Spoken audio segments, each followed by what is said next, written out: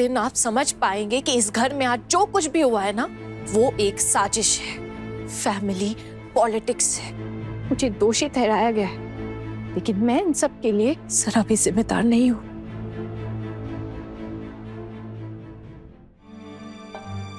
दुर्गा दीदी, नमस्कार। हरू, गाबलू, आजा अंदर। क्या?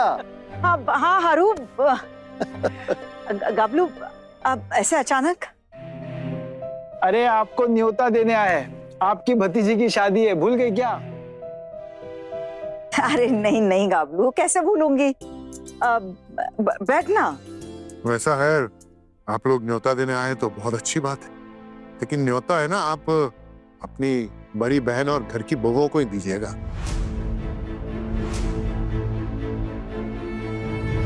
क्योंकि हम लोग तो आपकी इस शादी में आएंगे नहीं। इस घर में बंटवारा हो चुका है।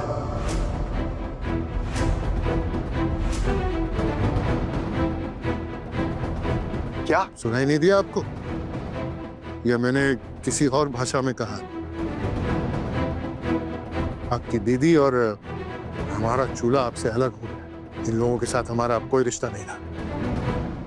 अगर आपको न्योता देना है तो इन सबको दीजिए, हम लोग तो नहीं आने वाले हैं।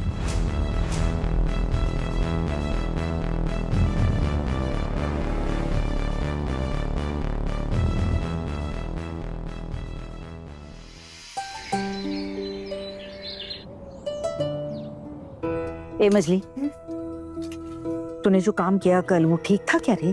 कुछ गलती हो गई क्या? मुझसे बता दीजिए, मैं ठीक कर दूंगी।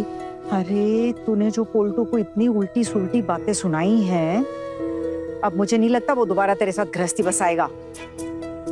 जाने दीजिए ना मामी माँ, आप क्यों चिंता कर रही हैं? वैसे भी आपके भांजे से शादी कर कर एक बात तो समझ में आ गई है कि शादी कर लेने से ना किसी भी लड़की का भविष्य सुरक्षित नहीं है। कभी भी ना पैरों के नीचे से जमीन खिसक सकती है। अब देखिए ना, उनकी मर्जी के हिसाब से मैं इस घर में रहूंगी तो मुझे खाना मिलेगा, पीना मिलेगा। नहीं तो नहीं, ये गलत नहीं है क्या? इस घर के नौकर शायद मुझसे ज्यादा हक रखते हैं इस घर में। उन्हें तो ये भी नहीं पता कि घर की औरतों से बात कैसे की जाती है, कैसा बर्ताव किया जाता है। मामी माँ, आप ना मुझे बस थोड़ा सा वक्त दे दीजिए। मैं खुद, बल्कि हम सब अपने पैरों पर खड़े होकर दिखाएंगे आपको। अरे पगली, तू अपने पैरों पर कैसे खड़ी होगी? तूने तो पढ़ाई लिखाई भी नहीं की है, और तू जो कबड्डी खेलती थी वो क्या इस उम्र में जाकर फिर से शुरू कर पाएगी? मैं नहीं जानती हूँ मामी माँ, मैं क्या कर पाऊंगी और क्या नहीं। बस हाँ इतना जानती हूँ, मैं मामी माँ बहुत मेहनती हूँ। मुझे लगता है मुझे मेरे मेहनत के बल पर ना कोई काम तो मिल जाएगा। मामी माँ, मुझे ना जिंदगी ने एक और मौका दिया है। क्या आप चाहती हैं कि मैं पीछे हट जाऊं? मेरी तो कुछ समझ में नहीं आ रहा, पता नहीं क्या होगा, कैसे होगा। अरे एक दिन तो मैं भी परलोक सिधार जाऊंगी। हाँ, तब कौन खिलाएगा तुम्हें, कौन देखेगा? और ऊपर से ये मेरे सर पर आकर बैठ गई है। अरे ये सोच सोच कर ना गले से खाना नहीं उतरता मेरे। माफ कीजिएगा, लेकिन आप इन्हें ऐसे मत बोलिए ना कुछ। ये तो अपने ससुराल से सताई हुई हैं, ससुराल वालों ने भी अपमान किया, यहाँ भी इन्हें अपमान ही तो मिलेगा। यहाँ रत्ती भर भी प्यार नहीं मिलेगा इन्हें, और ये बात अच्छी तरह जानती हैं। ससुराल वालों का जुल्म अब नहीं सहा जा रहा था, इसलिए बस यहाँ आ गई। वो तेरी देवरानी और जेठानी कहाँ है? कहाँ चली गई हैं वो दोनों? हाँ, वो आहाना और दीदी तो किसी काम से बाहर गए हैं। किसी काम से बाहर गए हैं और मुझे बिना बताए चले गए? वो नहीं, बहुत सुबह सुबह निकले थे ना, आप तो सो रही थी इसलिए नहीं बता पाए। और तभी तो मैं, मजली भाभी और दीदी भाई यहाँ पे रसोई संभाल रहे हैं। मीता, तुझे ना पता हो ऐसे तो हो ही नहीं सकता। हाँ पता है ना। बड़ी माँ, एक काम कीजिए ना, मैं ना आपको पहले चाय दे देती हूँ। हाँ, और देखिए ना, खाना भी बन गया, सब तैयार है। सुबह सुबह काम निपटाना पड़ेगा, अभी तो आपको पता ही है ना। वो नहीं तो मेरी सासू माँ आती होंगी, और छोटी माँ भी तो आने वाली है। टाइम वो फिक्स हो गया है, टाइम 6 से 9 बजे तक हम करेंगे, और 10 बजे वो आ जाएंगी, मामी, छोटी मामी भी आ जाएंगी, और आती होंगी ना माँ। हे माँ, क्या परिवार था मेरा और क्या हो गया है। आपको क्या लगता है गरिमा, ये जो सब कुछ हो रहा है हमारी वजह से हो रहा है? जिस किसी की भी वजह से हो रहा है, हो तो रहा है, और तुम लोग तो देख भी रही हो। कुछ ना कुछ फैसला तो लेना ही पड़ेगा, या तो इस बार या उस बार सब कुछ साफ हो जाएगा। कभी कभी तुम लोगों की बातें ना मेरे सर के ऊपर से जाती है, समझ ही नहीं आती। विषय बदलने की जरूरत नहीं है, पहले ये बताओ कि वो लोग दोनों गई कहाँ हैं, और फिर खोकन भी नजर नहीं आ रहा है। क्योंकि बोर दादा भी गए हैं ना उनके साथ, इसलिए नजर नहीं आ रहे। अरे लेकिन गए कहाँ हैं ये बताने की कृपा कर मेरी माँ। गंगा किनारे गए हैं मिट्टी लाने। मिट्टी लाने? गंगा किनारे?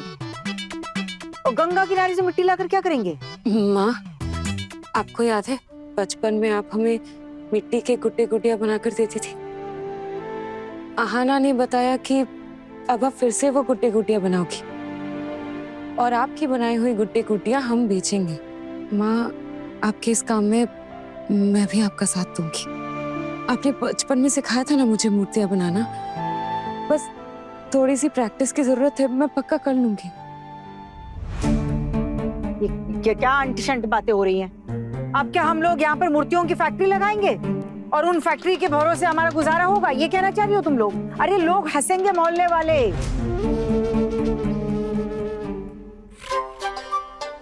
बाबा रे बाबा, कितनी धूप थी बाहर। सच में बहुत धूप है। थोड़ा पानी देना जरा। हाँ, मैं अभी देती हूँ।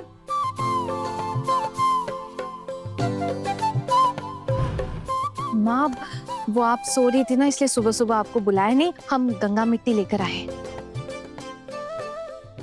अब तूने सब कुछ मिट्टी में मिला ही दिया है तो मिट्टी लेकर आएगी ना।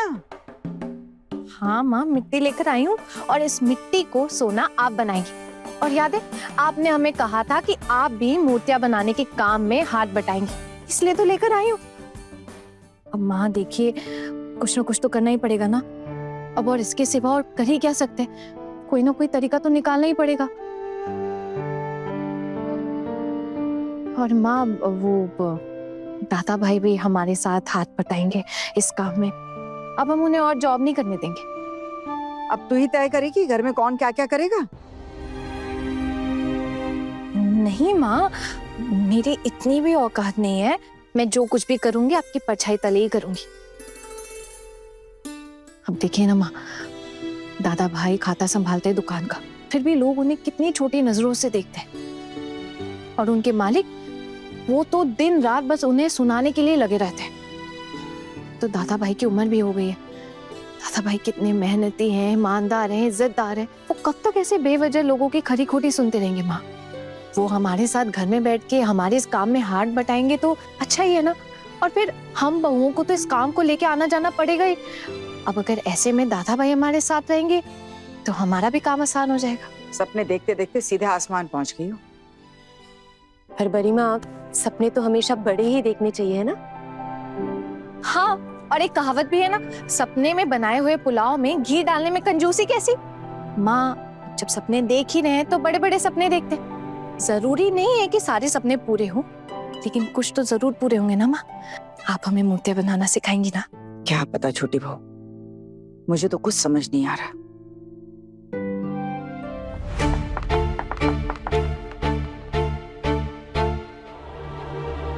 माँ, माँ, इस घर में खाना मिलेगा या नहीं मिलेगा? आपको पता है ना कि मुझे अभी ऑफिस जाना है, लेकिन घर में कोई है ही नहीं। खाना रेडी है या नहीं? तो इसमें गुस्सा होने वाली क्या बात है? तूने घर में पूछा किसी से कि खाना तैयार है भी कि नहीं?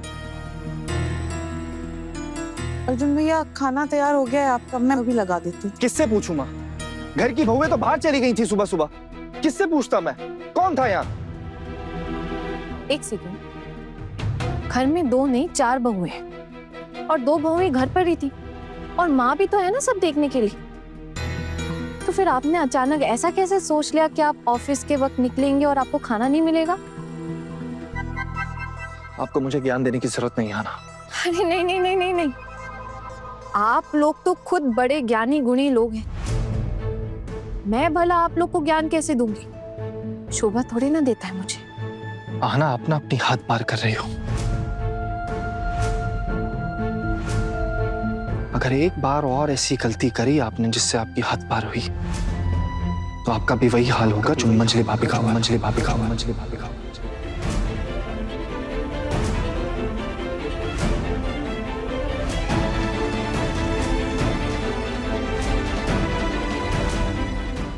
मंजली भाभी जैसा हाल होगा मतलब आपके पोर्टू दादा जिस तरह उन्हें पैसे नहीं दे रहे, खाने पीने का खर्चा नहीं दे रहे, आप कुछ वैसा ही हाल करने वाले मेरा। तो फिर मैं भी एक बात कह देती हूँ आपसे, अगर आप मेरी जिम्मेदारी जानबूझकर नहीं उठाना चाहते हैं तो ठीक है, मैं भी आपसे नहीं पूछूंगी कि आप मेरी जिम्मेदारी क्यों नहीं उठा रहे, लेकिन मेरी जिम्मेदारी उठाना आपका फर्ज है। और अगर आप दिल से ये जिम्मेदारी नहीं उठाना चाहते हैं ना तो कोई बात नहीं, मैं भी आपको आपका फर्ज याद नहीं दिलाऊंगी, लेकिन हाँ, मैं खुद अपने पैरों पे खड़ी जरूर होंगी। और इस चीज की शुरुआत हमने आज से कर दी है। क्या करने वाले हो आप लोग? ये मिट्टी लेकर आए हैं, मिट्टी की मूर्तियां बनाने वाले हैं। गुड्डे गुड़िया बनेंगे अब घर में।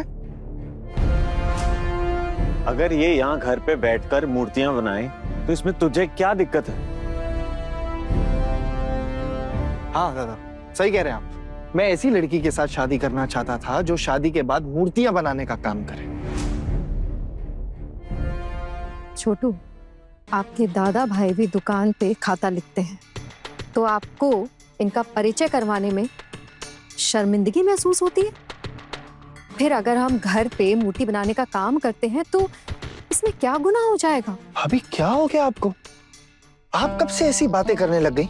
आप लोग क्या चाहते हो कि आप लोग घर में बैठ के मूर्तियां बनाकर पैसे कमाओगे? क्या हो जाएगा उससे? क्या गंडगोल हो जाएगा? हाँ यार, आप लोगों में तो कॉमन सेंस नाम की चीज ही नहीं है। आप लोग क्या चाहते हो? ये आसान दिख रहा है आपको मूर्तियां बनाना? कौन बनाएगा मूर्तियां, बताओ? यहाँ पर सिर्फ माँ को मूर्तियां बनानी आती है, और माँ भी बचपन में बनाया करती थी, वो भी चूल्हे की मिट्टी से। माँ के मायके के पास एक तालाब हुआ करता था, वहां से मिट्टी लाती थी और मूर्तियां बनाती थी। आसान है क्या माँ के लिए मूर्तियां बनाना? और आपको क्या लगता है माँ मूर्तियां बनाएंगी और वो मार्केट में इजीली बिक जाएंगी? मजाक लग रही है आपको ये सब चीजें? अरे लोग हंसेंगे आप पर। समझ आ रही है आपको ये चीज? हाँ, क्योंकि तूने अपने माँ के हाथ की बनी हुई मूर्तियां देखी ही नहीं है ना, इसीलिए तुझे ऐसे लगता है कि तेरी माँ निकम्मी है, उसे कुछ नहीं आता है। ठीक है माँ, आप एक काम कीजिए, आप मूर्तियां बनाइए, बहुत अच्छी बात है। इसी बहाने थोड़े पैसे आ जाएंगे घर में, सेविंग्स हो जाएंगी, और क्या पता मुझे घर खर्च के लिए पैसे देने की जरूरत ही ना पड़े। ऐसा भी तो हो सकता है ना? अगर आपको घर खर्च के लिए पैसे देना नहीं पसंद है तो मत दीजिए, किसने कहा आपसे? लेकिन हाँ, हम आपकी माँ को किसी भी चीज की कमी नहीं होने देंगे। हम सारी बहुएं मिलके, हम आपसे अपने खाने की व्यवस्था करने के लिए भी नहीं कहेंगे। हम खुद किसी ना किसी तरह आपके खाने की व्यवस्था कर देंगे, आप चिंता मत कीजिए। माँ, मैं आपसे कुछ पूछना चाहती हूँ। आप मुझसे बात नहीं करती, मेरी तरफ मुड़कर भी नहीं देखती। आपके सामने आपकी सगी बेटी सफेद साड़ी पहने घूम रही है, फिर भी आपकी आंखों में मेरे लिए सिर्फ नफरत और गुस्सा है। फिर भी पूछ रही हूँ, अगर मेरी वजह से आपके परिवार में इतनी परेशानियां हो रही है, अगर मेरी वजह से सब कुछ बदल रहा है, तो मैं अभी इसी वक्त ये घर छोड़ के चली जाऊंगी।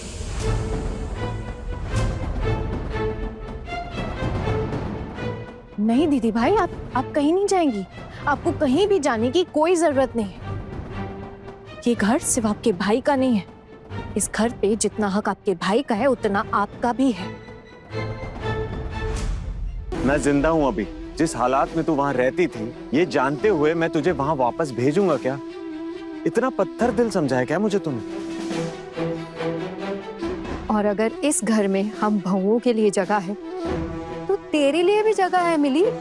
लोग क्या कहते हैं, क्या सोचते हैं, तुझे इस बारे में सोचने की बिल्कुल भी जरूरत नहीं है। माँ, मैंने आपसे एक जवाब मांगा था। शादी करके अपने ससुराल गई थी, मुझे लगता है अब तो अपने ससुराल में ही ज्यादा खुश रहेगी। अगर ससुराल में खुश रहने का कोई रास्ता ही ना होता, और अगर दीदी भाई अपनी ससुराल में खुश रहती तो यहाँ आती क्या परिमा? लोग ये समझना ही नहीं चाह रहे।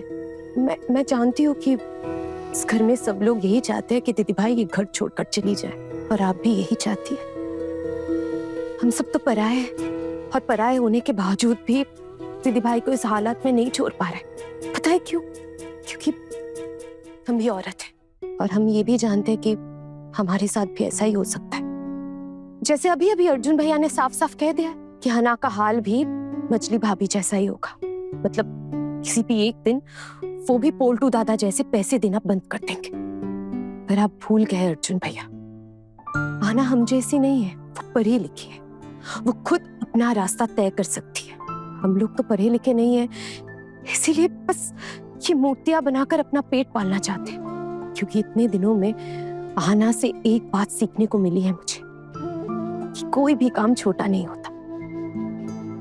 माँ, हमें सिर्फ आपका आशीर्वाद चाहिए और कुछ भी नहीं। हमें आशीर्वाद दीजिए कि हमें अपने पतियों से पैसे लेने की जरूरत ना पड़े।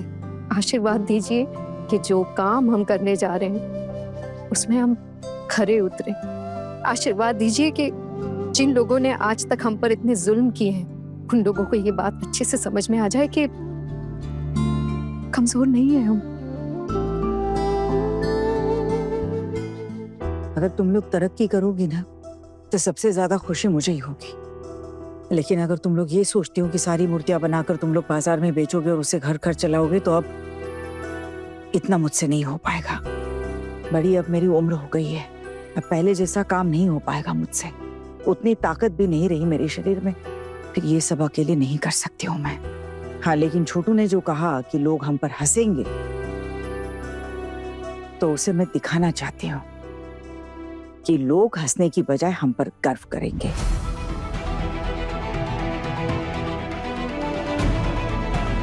इतना तो भरोसा है मुझे अपनी काबिलियत पर। हमें भी है माँ। और फिर आपसे किसने कहा कि आप ये सब अकेले करेंगी? आप हमें सिखाइए ना, हम भी सीख लेंगे। हम कोशिश करेंगे तो जरूर सीख पाएंगे। और वैसे भी आपको इस उम्र में हम लोग इतना सारा काम कैसे करने दे सकते?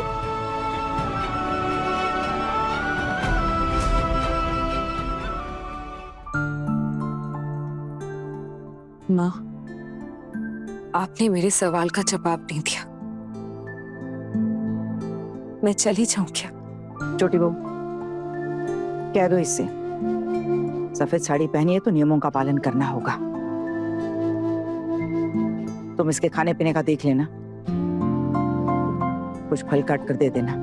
मैंने आज ही मोहल्ले के लड़के से कुछ फल मंगा कर रखे हैं, काट कर खा लेना।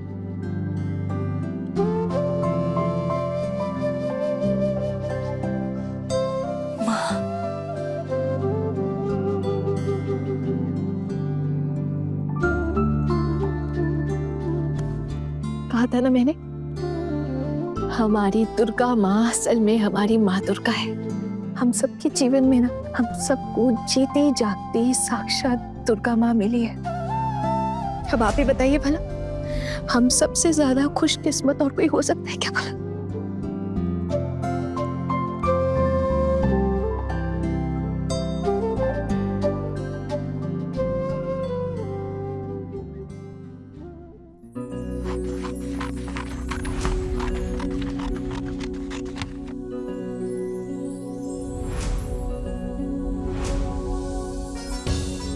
आना।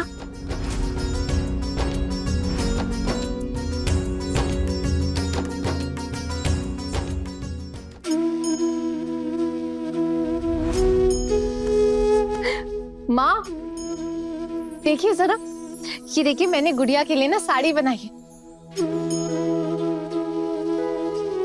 बौर दीदी, आप इसे जरा सिल देंगी क्या? ये देखिए ना, ये खुला जा रहा है साइड से। हाँ हाँ, अभी कर देती हूँ, ला दे।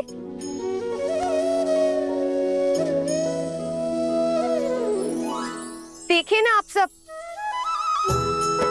मैंने एक छोटा सा लहंगा बनाया है, कैसा है? ये तो बहुत सुंदर है दीदी, बहुत प्यारा लग रहा है।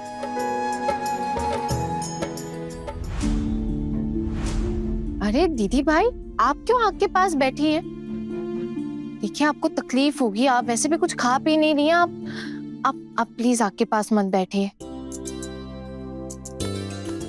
हरी हरी सब कुछ बर्बाद करके रख देगी, तहस नहस करके रख देगी इस घर को ये लड़की।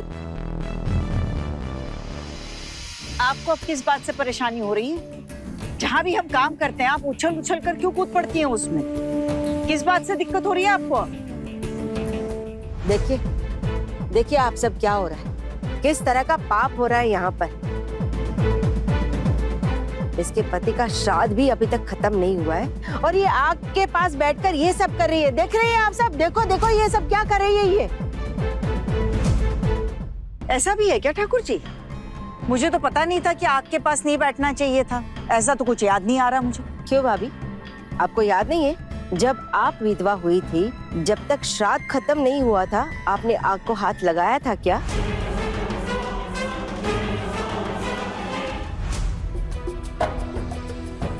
लेकिन पिशी माँ, दीदी भाई ने तो आग पे कुछ पकाया नहीं है, सिर्फ मूर्तियां सुखा रही है, खाना नहीं पका रही। और शायद आग के पास जाने के लिए इसलिए मना करते क्योंकि तबीयत खराब हो जाती है, क्योंकि इस दौरान खाना पीना ढंग से नहीं होता है। हर रीति रिवाजों का ना अपना एक सही मतलब होता है, उसको यूं गलत तरीके से बयां मत कीजिए सबके सामने। पिशी माँ, आप बड़ी हैं, एक बात कहूँ तो बुरा मत मानिएगा। अब तो आप हमारे साथ नहीं रहती हैं, आपकी गृहस्थी, खाना पीना सब अलग हो गया है। अब हम क्या करते हैं क्या नहीं, इसमें आप अपनी टांग क्यों उड़ा रही हैं?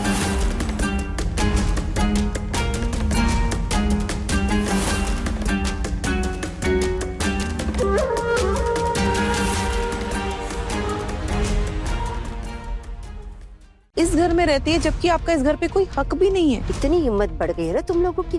देखती हो कि तुम लोग ये काम कैसे पूरा करती हो। मैं आप सब से एक बात कहना चाहती हूँ कि हमें अब और सावधान रहना पड़ेगा। हमारे घर में केवल माँ दुर्गा नहीं है, महिषासुर जैसे सोच रखने वाले लोग भी मौजूद हैं। बड़े घर की छोटी बहू शाम 9:30 बजे दंगल टीवी पर।